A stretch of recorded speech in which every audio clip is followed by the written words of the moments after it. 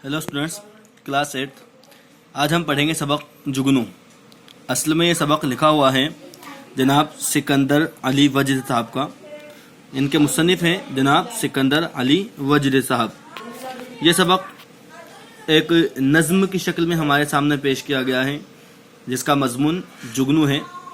जिस तरीके से जुगनू गोया के एक सितारा चमकता है, उस तरीके से बारिश के मौसम में हमारी नज़रों के सामने आता है और अंधेरे में एक हल्का सा उजाला, हल्का सा बिल्कुल बारीक सा उजाला सा नज़र आता है जो दिखने में बिल्कुल दिलकश और खुशनुमा सा मैसर होता है, नज़र आता है। इसी को शायर सिकंदर अली वजद साहब ने अपने अशार की शक्ल दे करके हमारे सामने एक नज़्म जुगनू के नाम से पेश की है। देखिए, सबसे पहले यहाँ पर पहले शेर में फरमाते हैं, बरसात की रात थी अंधेरी, कुछ नींद उचट गई थी मेरी।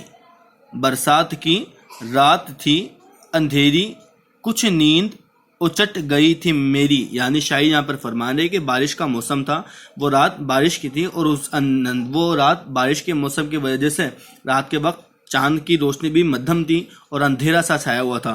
कुछ नींद उचट गई थी मेरी, और उसी दौरान रात के वक्त मेरी नींद उचट गई, यानी मेरी नींद उड़ गई। पानी जो बरस के खुल गया था, गुलशन का गुबार धुल गया था। लफ्ज़ गुबार का मतलब होता है धूल, मिट्टी। गुलशन का मतलब होता है बाग, चमन। यहाँ पर फिर देखिए दूसरे शेर में शायर फरमाते हैं, पानी जो बरस के खुल गया था, यानी पानी यानी मेह जो बरसा था, खुल करके बारिश, जमकर के बारिश हुई थी, लिहाजा बारिश के जमकर के बरसने से क्या हुआ, गुलशन का गुबार धुल गया था। गुलशन बाग में जो चारों तरफ मिट्टी, जो गंदगी, जो आलूदगी थी, वो गुबार, वो धूल दूर हो गए। किससे? बारिश के बरसने के सबब से। बारिश के बरसने की वजह से आसपास में जो धूल की परतें जमी हुई थी वो धुल गई और अब बिल्कुल साफ और शफाफ माहौल नजर आ रहा है। तीसरे शेर में शायर सिकंदर अली वजद साहब फरमाते हैं, बेदार थी बाग में अकेली, बेदार थी बाग में अकेली, फूलों से लदी हुई चमेली। लफ्ज़ बेदार का मतलब होता है जागे हुए या जागना। तो बेदार थी बाग में अकेली, बेदार थी बाग में अकेली, यानी बाग के अंदर सिर्फ एक चीज थी जो बेदार थी, जो बाग में जाग रही थी। वो कौन थी? फूलों से लदी हुई चमेली, यानी चमेली के जो फूल थे सिर्फ और सिर्फ वो बाग में जाग रही थी और सभी के सभी लोग आराम कर रहे थे।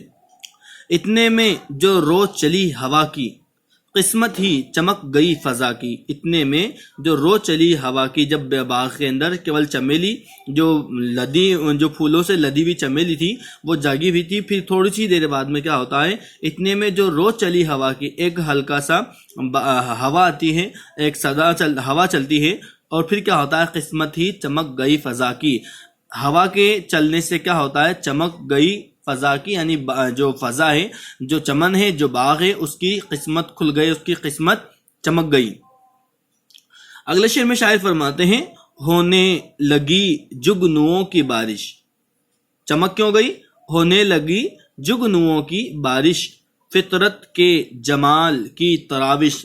जब ये पता लगाया गया कि भाई इसके बनने की वजह क्या है, किस्मत चमकने की वजह क्या है, तो पता लगा होने लगी जुगनुओं की बारिश, क्योंकि बारिश के मौसम के जाने के बाद हवा चली और हवा के साथ में कौन? जुगनू जो थे वो भी बारिश के मौसम के साथ साथ चमन में आ गए थे। यानी गोया ऐसा लग रहा था जैसे जुगनुओं की बारिश हो रही हो, एक के बाद एक जुगनू वहां पर नजर आ रहे थे। तो शायर ने यहाँ पर ये कहा है, होने लगी जुगनुओं की बारिश, फितरत के जमाल की तराविश, कि गोया ऐसा महसूस हो रहा था जैसे बारिश की बूंदों के बजाय अब जुगनू टपक रहे हैं। लफ्ज़ तराविश का मतलब होता है टपकना, गिरना। तो फितरत के जमाल की तराविश, गोया के बारिश के बजाय माहौल में अब कौन? जुगनू टपक रहे हैं, जुगनू गिर रहे हैं और उनकी रोशनी की बारिश हो रही है।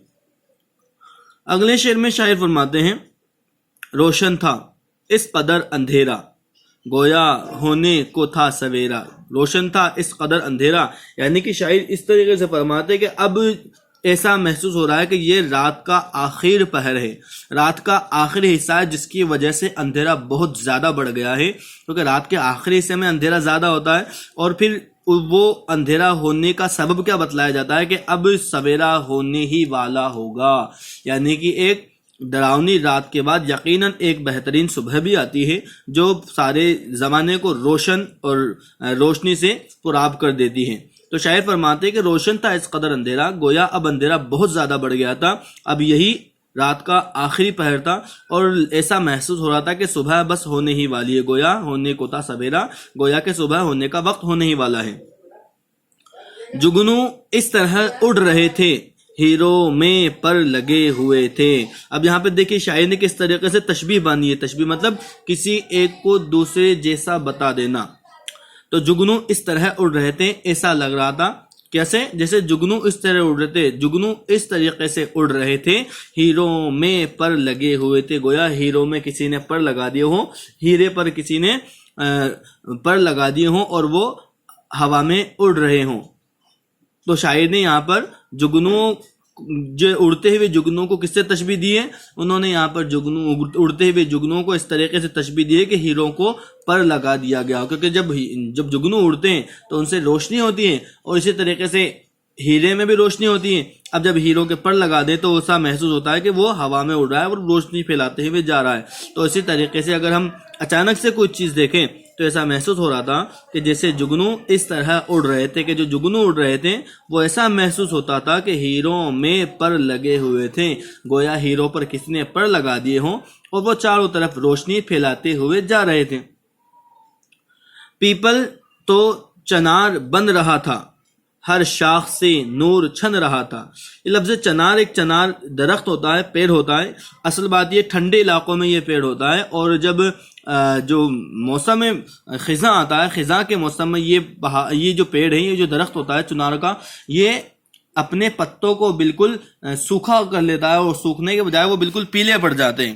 ایسا لگتا ہے جیسے اسی پیڑ کے پتے جو ہیں وہ سرخ ہو جاتے، گویا لال ہو جاتے ہیں۔ تو فرماتے ہیں کہ پیتل جو چنار بن رہا تھا، یعنی پیپل کا پیڑ تھا، وہ بھی اب تو چنار جیسا محسوس ہو رہا تھا۔ کیوں؟